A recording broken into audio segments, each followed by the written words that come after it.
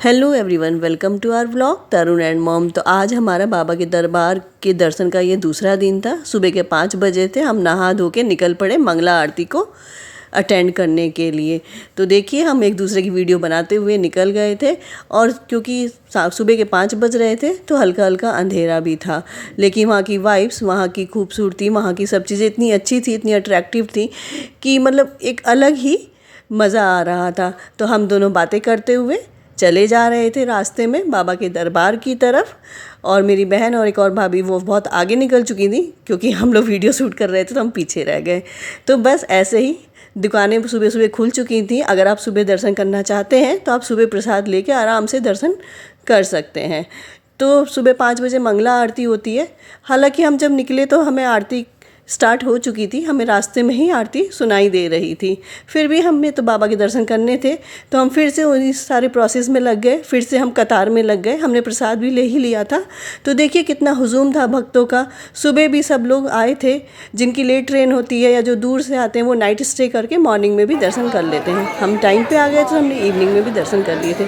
बच्चे और mummy papa को होटल में ही हमने छोड़ दिया था और हम कतार में लगे हुए थे। बाबा की जयकार करते हुए हम सब दर्शन के लिए जा रहे थे। तो आप भी मग्न हो जाइए जयकारे में बाबा की। देखिए कितना भक्त मग्न होके जयकारे लगा रहे हैं। बस बहुत ही अच्छा माहौल, मनमोहक नज़ारा था वहाँ का। और ये देखिए बाबा के दिव्य दर्शन मैं आप सभी को करा रही हूँ। आप सभी लोग यहीं से हाथ जोड़ लें और उनसे उनका आशीष ले लें। बाबा के दरबार का मनमोहक नज़ारा, बहुत ही ज़्यादा चमत्कारिक ये मंदिर, जहाँ जाके सब कुछ भूल जाते हैं। बस लगता है हम और बाबा, और कुछ नहीं, कुछ मांगना याद नहीं रहता। बस लगता है सब कुछ पा लिया। वो सुख, वो अद्भुत नज़ारा शब्दों में बयां करना नामुमकिन है।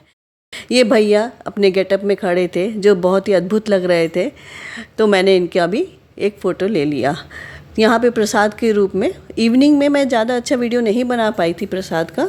तो ये देखिए मैंने फिर से दोबारा इसको लिया जहाँ से हमने प्रसाद खरीदा था। ये वहाँ का वीडियो है जहाँ लड्डू, पेड़े, ड्राई फ्रूट्स, बहुत सारी सामग्री, मिठाइयाँ मिल रही थी प्रसाद के लिए।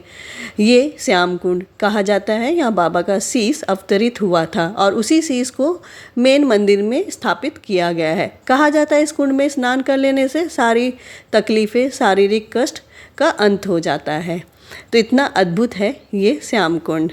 देखिए सीढ़ी नुमा यहाँ पे बना हुआ था। फिर क्या था, हम चेकआउट कर रहे थे होटल से और ये बच्चे अभी भी खेलने में मग्न थे। फिर याद दिलाया गया कि चलो निकलना है। तो फिर क्या था, हम सब एक एक करके बाहर आ रहे थे और गाड़ी हमने क्योंकि एक दिन पहले ही बुक कर ली थी होटल में, तो वो 6 बजे करीब आ गई थी। तो जिससे हमारा आधे घंटे का समय बच गया। नहीं तो जहाँ से गाड़ियाँ मिलती हैं वहाँ हमें जाना पड़ता और गाड़ी फिर बुक करनी पड़ती। वैसे यहाँ ई रिक्शा भी चल रहे थे छोटे छोटे डिस्टेंस के लिए। अगर आपके साथ कोई बड़े हैं जिन्हें चलने में तकलीफ़ होती है तो उनके लिए एक अच्छा था। साथ में मंदिर भी था वहाँ एक छोटा सा होटल में, तो मैंने वहाँ का भी वीडियो शूट कर लिया। और सब कुछ होने के बाद तो फ़ोटोग्राफ्स तो होती ही हैं, तो बस यादों को संजोए रखने के लिए कुछ फ़ोटोग्राफ्स भी शूट की गई। और फिर सब लोग गाड़ी में बैठ गए और यहाँ बच्चे जयकारा लगाने के लिए आतुर थे, तो सबने मिलके जयकारे लगाए बाबा के और सब खुशी खुशी अपने यहाँ से विदाई लेते हुए हम जंक्शन पे पहुँच गए। और वहाँ जाके हम 20-25 मिनट पहले पहुँच गए थे क्योंकि सब कुछ टाइम पे हो गया। तो यहाँ हमने भी फ़ोटो शूट कराए। कुछ यादें जो हमने वहाँ संजोई थी, जो वहाँ से हमने समेटी हैं, उसे पिक्चर के रूप में मैं यहाँ प्रस्तुत कर रही हूँ। तो मुझे लगता है आपको आज का वीडियो बहुत अच्छा लगा होगा। खाटू श्याम बाबा की आप सब पे कृपा बनी रहे और आप सब भी जल्दी से दर्शन करने जाएँ। तो बने रहें हमारे इस ब्लॉग में, लाइक शेयर एंड फॉलो करें और जय श्री श्याम।